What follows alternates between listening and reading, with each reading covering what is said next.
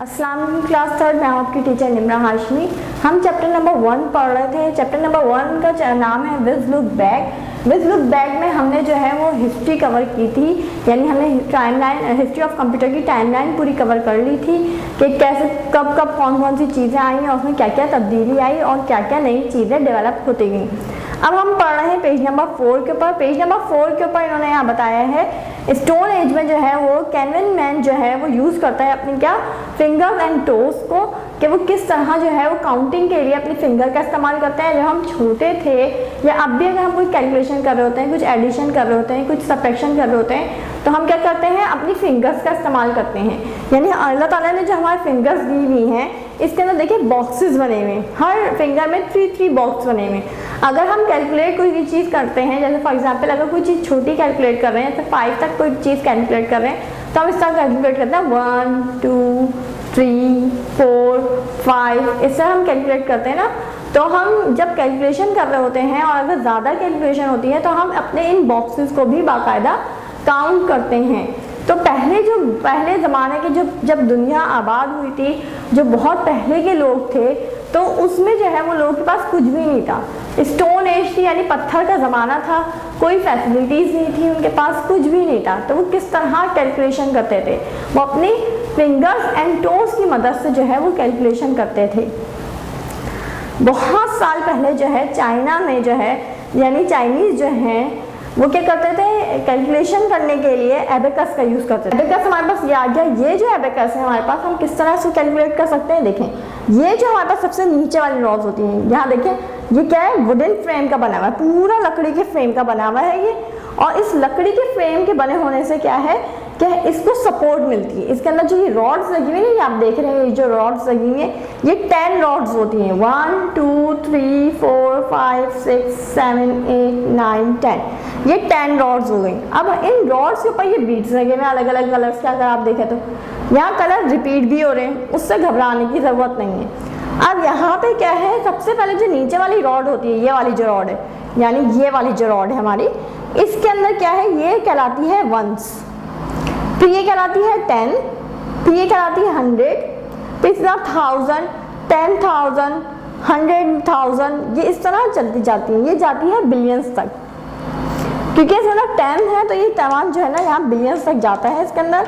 अगर हम यहाँ पे कैलकुलेट, पहले जो चाइनीज़ थे तो वो क्या करते थे, सबसे पहले अगर हम देखें कैलकुलेशन के हिसाब से जो हमारे पास एपरेटस आया वो क्या था, हमारे पास ये एबेकस आया।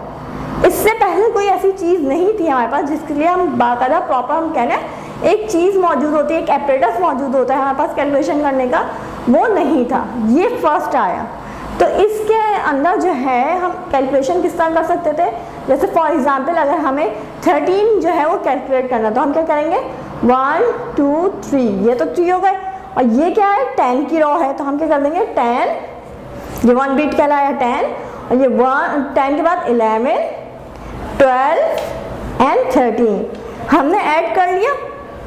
ठीक है, अगर अब हम इसी को सब्ट्रैक्ट करेंगे तो किस तरह करेंगे, 13 में से अगर मैं कहूँ कि 5 निकाल दीजिए या फॉर एग्जांपल 3 निकाल दीजिए, जैसे 10 में से मैंने 3 निकाल दिया, तो कितने बचेंगे हमारे पास, 1 2 3, मैंने क्या कर दिया, माइनस कर दिया, वापस कर दिया, माइनस कर दिए, तो हमारे पास सिर्फ ये एक बीट बचा, तो ये क्या हो गया 10, यानी 13 में से मेरे पास क्या बच गया, 10 बच गया। तो ये इस तरह हम जो है ना एडिशन एंड सब्ट्रैक्शन करते हैं, और इसके ऊपर ही हम मल्टीप्लिकेशन एंड डिवीजन भी कर सकते हैं। तो एबेकस क्या यूज़ होता है, हमारा बेसिक कैलकुलेशन के लिए यूज़ किया जाता है एबेकस को। अच्छा जी, ये तो आपने देख लिया कि इसके अंदर रॉड्स मौजूद हैं, उन रॉड्स के ऊपर जो है वो बीट्स मौजूद है जिनकी वजह से हम कैलकुलेशन करते थे। अब हम आ जाते हैं पेज नंबर 5 के ऊपर। पेज नंबर 5 के ऊपर जो है वो हम पढ़ने जा रहे हैं सन के हिसाब से हमें दिया हुआ है हिस्ट्री, यानी जो हमने पहले जो हिस्ट्री पढ़ी है, टाइमलाइन जो पढ़ी है, अब हम उसी को कवर करने जा रहे हैं, उसी की कुछ चीज़ें हम यहाँ पर डिस्कस करेंगे। अब हम बाय डिटेल डिस्कस करेंगे यहाँ पर, ठीक है। अब आ जाते हैं 16, सबसे पहले जो हमारे पास आ रहा है एयर, वो आ रहा है 1642, ठीक। 1642 जो है हमारे पास जो एयर आ रहा है, 1642 में हमारे पास क्या बना है, पास्कल लाइन। हमने पढ़ा था ना पीछे, पास्कल लाइन, हमने पीछे पास्कल लाइन पढ़ा था कि हमारे पास 1642 में पास्कल लाइन इन्वेंट हुआ था, उसके अंदर पास्कल लाइन के अंदर चीज़ें थी, मशीन इन्वेंट हुई पास्कल लाइन, उसके हमने क्या क्या चीज़ें पढ़ी थी पीछे। अब हम इस पूरी टॉपिक को पास्कल लाइन का थोड़ा सा आगे डिस्क्राइब करेंगे। पास्कल लाइन जो है वो क्या है, फर्स्ट मशीन है हमारी, क्या है,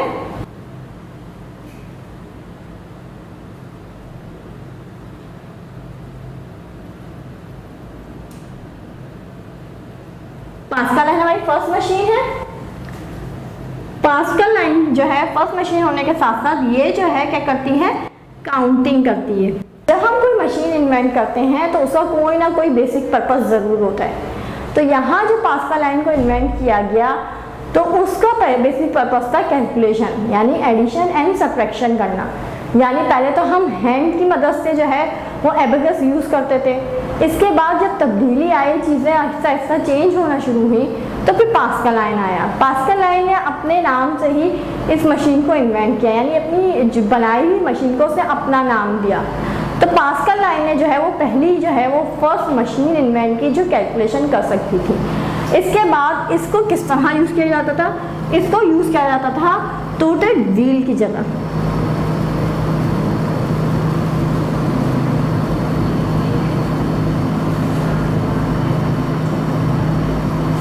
टूटेड व्हील से जो है वो इसको यूज़ किया जाता था, यानी इसको मूव करने के लिए इसके अंदर कुछ व्हील्स लगाए गए थे जिसकी वजह से हम इसको इजीली इस मशीन को इस्तेमाल कर सकें एडिशन एंड सब्ट्रैक्शन के लिए। टूटेड व्हील जो है वो क्या काम करते थे, बल्कि इसको किस तरह इस्तेमाल करते थे, इसको इस्तेमाल करते थे हम टर्न बाय हैंड से, यानी हाथ की मदद से। टूटेड व्हील को किसकी मदद से इस्तेमाल करते थे, हैंड की मदद से इस्तेमाल करते थे, ठीक है। और ये क्या करता था काम हमारे पास, एड एंड सब्ट्रैक्ट का काम करता था। पास्कल लाइन ने फर्स्ट मशीन इन्वेंट की। फर्स्ट मशीन का पर्पस क्या था, कैलकुलेशन का, यानी काउंटिंग करने का। और इसके बाद जो है इसने क्या किस तरह इसको इस्तेमाल किया जाता था, इसके अंदर इन्होंने टूटेड व्हील का इस्तेमाल किया जो हाथ की मदद से इस्तेमाल होते थे और क्या काम करते थे, एड एंड सब्ट्रैक्ट का काम करते थे। ये तो हमारे पास बात हो गई पास्कल लाइन की। अब आ जाते हैं नेक्स्ट के ऊपर।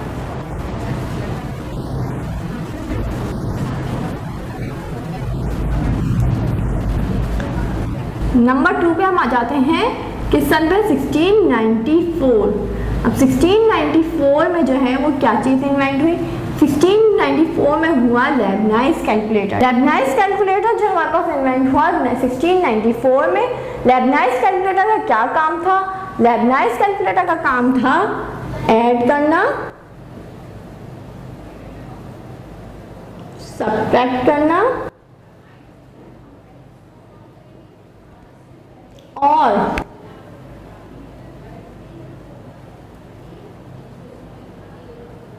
मल्टीप्लाई करना और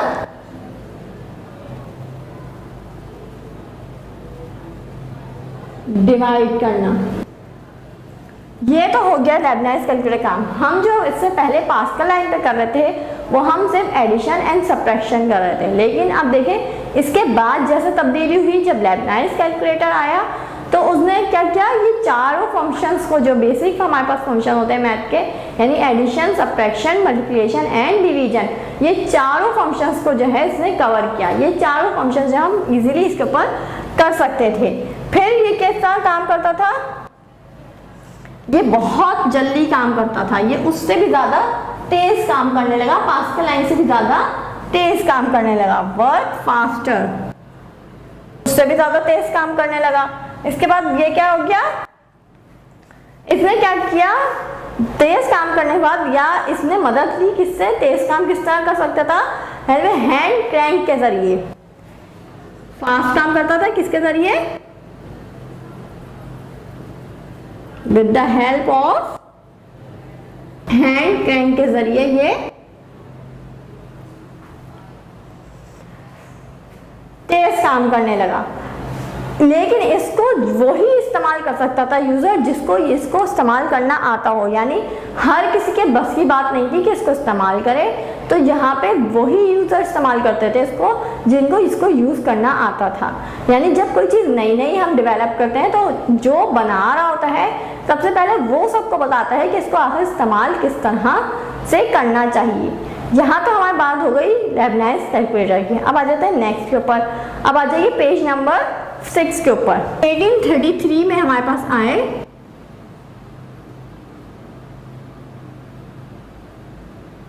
डिफरेंस इंजन। डिफरेंस इंजन क्या करते थे?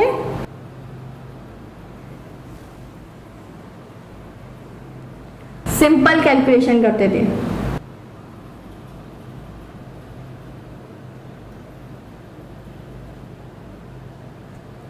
सिंपल कैलकुलेशन के बाद ये कौन सा इंजन आया था जो सिंपल कैलकुलेशन करता था? वो करता था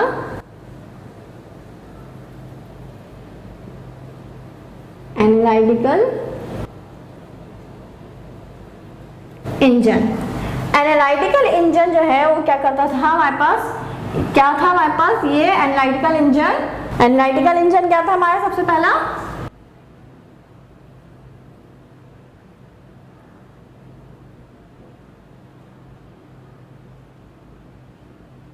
मैकेनिकल कैलकुलेटर था ये।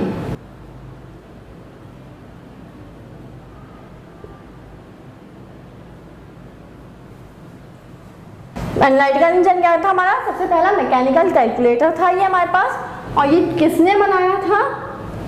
ये बनाया था चार्ल्स बेबेज ने। साथ साथ आपको इनकी पिक्चर्स भी नजर आती जा रही हैं, उनको भी गौर से देखिएगा। चार्ल्स बेबेज ने जो है वो एनालिटिकल इंजन बनाया था हमारी आसानी के लिए। वो फर्स्ट मैकेनिकल कैलकुलेटर था और चार्ल्स बेबेज ने इन्वेंट की थी ये वो मशीन।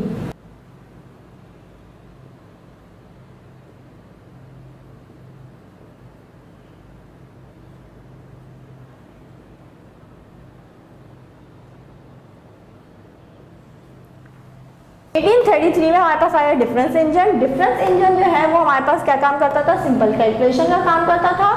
सिंपल कैलकुलेशन जो है वो हम किस इंजन पे करते थे? एनालिटिकल इंजन, जो हमारे पास था फर्स्ट मैकेनिकल कैलकुलेटर बन गया था ये हमारे पास। और ये किसने इन्वेंट किया था? ये इन्वेंट किया था चार्ल्स बेबेज ने। लेकिन अफसोस की बात क्या थी? इन्होंने इन्वेंट तो कर दी थी ये मशीन, लेकिन इसको और मॉडर्न करने के लिए, मॉडर्न कंप्यूटर बनाने के लिए इनको कुछ पार्ट्स की ज़रूरत थी। लेकिन वो पार्ट्स क्योंकि मार्केट में अवेलेबल नहीं थे, जो पार्ट्स इनको ज़रूरत थी मॉडर्न कंप्यूटर बनाने के लिए, वो अफसोस की बात ये थी कि वो मार्केट में इन्वेंट नहीं हुए थे। उस वक्त तक वो पार्ट्स बने नहीं थे, इसलिए इनके लिए ये एक चीज़ बहुत बुरी हुई थी इसके अंदर कि ये वो मॉडर्न कंप्यूटर तक नहीं पहुंच सके थे। लेकिन इन्होंने बुनियाद जो है वो कंप्यूटर की, मॉडर्न कंप्यूटर की बुनियाद जो है वो चार्ल्स बेबेज ने ही रखी, इसलिए इनको father of modern digital computer भी कहा जाता है चार्ल्स बेबेज को। अब आ जाते हैं हम अपने नेक्स्ट सन के ऊपर। हम नेक्स्ट सन हमारा था 1940 और 1940 में हम क्या बात कर रहे थे? इसके अंदर इन्वेंट हुआ first electronic computer. First electronic computer का नाम था मार्क 1। ये जरूर याद रखिएगा, फर्स्ट इलेक्ट्रॉनिक कंप्यूटर क्या है? मार्क 1। और मार्क 1 जो है वो कितना वजन था इसका? तो इसका वजन था मार्क 1 का 30 टन्स। मार्क 1 का वजन 30 टन्स था, यानी ये इतना बड़ा था कि पूरा एक रूम, जो बड़े रूम्स होते हैं ना, उसको कवर करता था। ये इतना बड़ा, मतलब इसका साइज बहुत ज़्यादा था और बहुत बड़ा था और ये पूरे एक रूम को कवर करता था और इसका वजन 30 टन्स था। मार्क 1 जो है वो बहुत बड़ा था, बहुत बड़े होने की वजह से, यानी पूरा एक रूम जो है वो फिल हो जाता था, भर जाता था इसकी वजह से, यानी इसका साइज बहुत बड़ा था। इसकी वजह से इसका वजन भी जो है वो 30 टन्स था। 30 टन्स होने की वजह से ये सबसे ज़्यादा इलेक्ट्रिसिटी को भी यूज़ करता था और ज़्यादा इस्तेमाल होने की वजह से बहुत ज़्यादा हीट भी प्रोड्यूस करता था।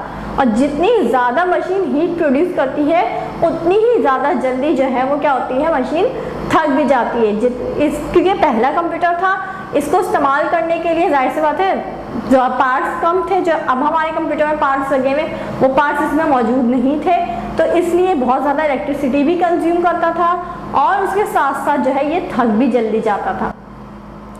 अब आ जाते हैं अपने नेक्स्ट पेज के ऊपर, पेज नंबर 7 के ऊपर आ जाइए। पेज नंबर 7 के ऊपर हमारे पास जो सन स्टार्ट हो रहे हैं, अब हम उनकी बात करेंगे। 1940 तक हमने कर लिया था, पेज नंबर 6 तक। अब हम आ जाते हैं पेज नंबर 7 के ऊपर।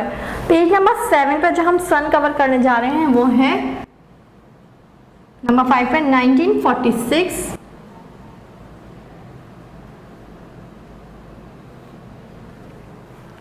1946 में क्या क्या चीज़ें आई हैं हम यहाँ पे ये देखेंगे कि इसके अंदर क्या क्या चीज़ें इन्वेंट हुई और किस तरह हमारा कंप्यूटर आगे जो है वो तरक्की करता गया। 1946 में जो सबसे अहम बात है उसमें आया, 1946 में आए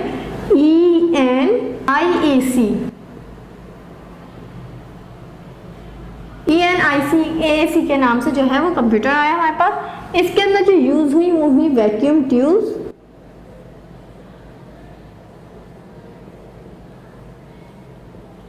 वैक्यूम ट्यूब्स इस्तेमाल हुई। वैक्यूम ट्यूब्स के अंदर जो है ये हमारे पास वैक्यूम ट्यूब जिस कंप्यूटर में इस्तेमाल हुई यानी ENIAC में, तो ये हमारे पास क्या बन गया, फर्स्ट कंप्यूटर बन गया था। ये हमारा फर्स्ट कंप्यूटर हमारा बन गया था और ये क्या काम करता था, ये हमारी प्रॉब्लम्स को सॉल्व करता था, सॉल्व प्रॉब्लम्स। और ये इसके बाद क्या हो गया था, थाउजेंड्स ऑफ टाइम फास्टर काम करने लगा था। ये बहुत ज़्यादा तेज काम करता था, थाउजेंड ऑफ टाइम्स फास्टर जो है वो काम करता था। 1946 में जो है वो ENIAC आया।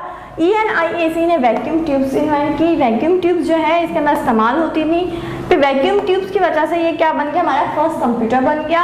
और इसको किस लिए इस्तेमाल किया जाता था, प्रॉब्लम सॉल्व करने के लिए इस्तेमाल किया जाता था। और ये थाउजेंड ऑफ टाइम फास्टर काम करता था। जो इससे पहले जो चीज़ आई थी वो उतनी तेज़ काम नहीं करती थी, लेकिन जब ये आया और वैक्यूम ट्यूब्स का इसका इस्तेमाल किया गया तो ये बहुत तेज़ी से काम करने लगा। और ये फर्स्ट इलेक्ट्रिकल और मैकेनिकल मशीन बन चुकी थी, क्योंकि इससे पहले कुछ नहीं था और ना इसके वक्त कुछ जो है वो कोई ऐसी मशीन आई थी जो इसकी जगह ले सके। तो इसलिए जो है ये इलेक्ट्रिकल और मैकेनिकल जो है वो मशीन बन चुकी थी हमारे पास। अब आ जाते हैं नेक्स्ट सन के ऊपर। नेक्स्ट सन हमारा है 1947 में से क्या खास बात हुई, जो हमने 1946 की चीज़ों को रिप्लेस किया। अब 1947 में हमारे पास आए ट्रांजिस्टर।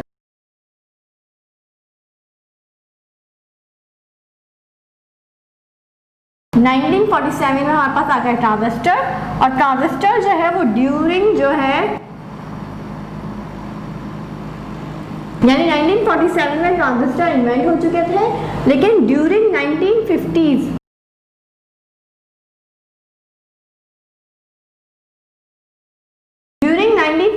के अंदर जो है वो ट्रांजिस्टर्स का जो है इस्तेमाल वो हमारे पास हुआ कंप्यूटर बनाने के लिए। क्या हो रहा है, आहिस्ता आहिस्ता 1946 से क्या हो रहा है हमारे पास, आहिस्ता आहिस्ता कंप्यूटर की जो हमने जो शक्ल देखी है या जो आज हम अपने कंप्यूटर की शक्ल देखते हैं, तो वो आहिस्ता आहिस्ता फॉर्म होना शुरू हुई। तो ट्रांजिस्टर का इस्तेमाल कंप्यूटर के लिए हुआ, कंप्यूटर बनाए गए, फिर ट्रांजिस्टर को लगा के कंप्यूटर बनाए गए। और ये क्या थे हमारे पास, बहुत ज़्यादा स्मॉलर और बहुत तेज काम करने वाले, फास्टर।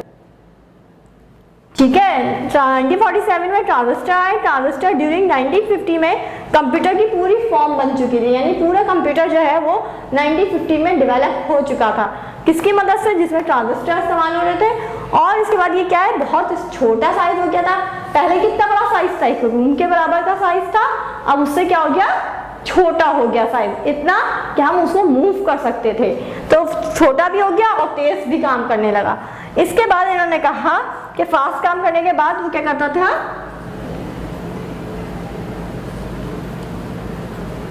लेस हीट प्रोड्यूस करता था।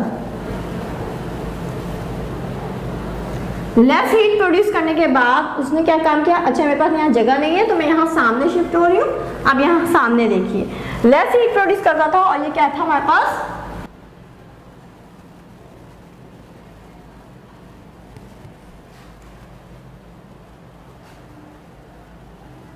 मोर रिलायबल हो गया था, यानी बहुत ज्यादा भरोसे के काबिल हो गया था। बहुत ज़्यादा भरोसे के काबिल हो गया था, हम इसके ऊपर एतबार कर सकते थे कि हम इसके ऊपर जो काम कर रहे हैं वो हमारा काम कहीं इधर से उधर नहीं होगा और ये गलत काम नहीं करेगा। मोर रिलायबल हो गया था, और ये क्या हो गया था,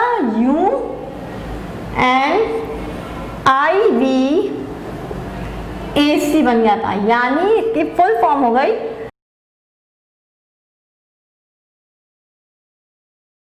यूनिवर्सल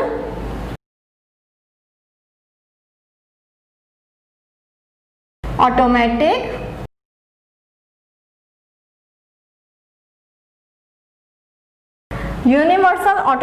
कंप्यूटर बन चुका था ये।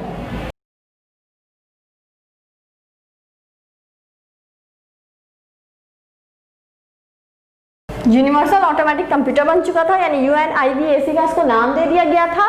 इसके बाद ये क्या हुआ था, इसके अंदर ये बिल्ड किया था, किसने बिल्ड करने के लिए इसको यूनाइटेड स्टेट सेंसस ब्यूरो ने इसको बिल्ड किया था। UNIVAC यानी यूनिवर्सल ऑटोमेटिक कंप्यूटर, इसको नाम दे दिया गया था। और ये सबसे पहला जो यूज़ किया था, जिसको बिल्ड किया था, यानी पूरा फॉर्म जो पूरे फॉर्म में जो लेके आए थे वो यूनाइटेड स्टेट सेंसस ब्यूरो वाले लेके आए थे, जो मरदमशुमारी करते थे, यानी हम जो आबादी को कैलकुलेट करने के लिए उन्होंने इस कंप्यूटर का इस्तेमाल किया था यूनाइटेड स्टेट वालों ने। और ये फर्स्ट हैंड हेल्ड कंप्यूटर बन चुका था हमारे पास, ठीक है, यानी हमने जो है इसके अंदर तमाम वो कंप्यूटर की तमाम वो खुसूसियात मौजूद थी जो आज हम कंप्यूटर इस्तेमाल कर रहे होते हैं। इसके अंदर वो तमाम फंक्शंस मौजूद थे इस कंप्यूटर के अंदर। ऐसा नहीं कि कोई चेंजिंग हो या अब भी इसके अंदर कोई कसर बाकी हो, नहीं, इसके अंदर वो तमाम चीज़ें मौजूद थी जो आज हमारे कंप्यूटर में मौजूद हैं। अब आ जाते हैं अपने नेक्स्ट सन के ऊपर। नेक्स्ट सन है हमारा, स्टार्ट हो रहा है 1958 से। 1958 में जो है वो क्या नई चीज़ आई, 1958 में आए ट्रांजिस्टर की जगह किसने ले ली, 1958 में इंटीग्रेटेड सर्किट ने ले ली।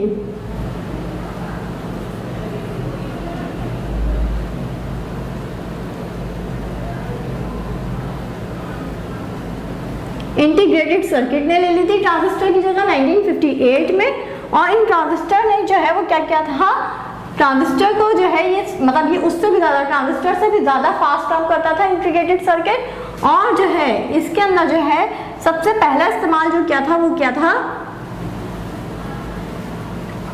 यूनाइटेड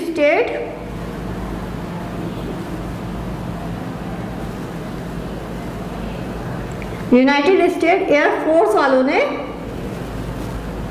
इसका जो है इस्तेमाल किया था। और इसका किस सन में इस्तेमाल किया था, 1961 में इसका इस्तेमाल किया था। यानी 1958 में जो है इंटीग्रेटेड सर्किट को डेवलप कर लिया गया था, इन्वेंट कर लिया गया था। उसके बाद जो सबसे पहला जो सही से इस्तेमाल किया गया इसको, वो इस्तेमाल किया यूनाइटेड स्टेट एयरफोर्स ने 1961 में इसको इस्तेमाल किया था। इसके बाद इन्होंने क्या चीज़ यूज़ की थी इस कंप्यूटर के अंदर, सिलिकॉन चिप्स का इस्तेमाल किया था। सिलिकॉन चिप्स का इस्तेमाल किया गया था इसके अंदर, सिलिकॉन चिप्स का इस्तेमाल किया गया था। और उसको सबसे पहला इलेक्ट्रॉनिक हैंड हेल्ड कंप्यूटर कहा गया था, इलेक्ट्रॉनिक हैंड हेल्ड कंप्यूटर बना दिया गया था इसको, ठीक है। 1958 में इंटीग्रेटेड सर्किट इन्वेंट हो चुके थे। इंटीग्रेटेड सर्किट इन्वेंट होने के बाद जो सही तरीके से प्रॉपर इस्तेमाल शुरू हुआ था, तो फर्स्ट इस्तेमाल किया था वो था यूनाइटेड स्टेट एयरफोर्स वालों ने 1961 में किया था। और इसके अंदर सिलिकॉन चिप्स का इस्तेमाल किया गया था जो बहुत तेज़ी से काम करती थी, लेस हीट प्रोड्यूस करते थे। और इसको सबसे पहला इलेक्ट्रॉनिक हैंड हेल्ड कंप्यूटर कहा गया था। ये आपका चैप्टर यहाँ पे ख़त्म हो गया है। इसका काम आपको पहले ही वीडियो में दे दिया गया था। उम्मीद है कि अच्छा और साफ सुथरा काम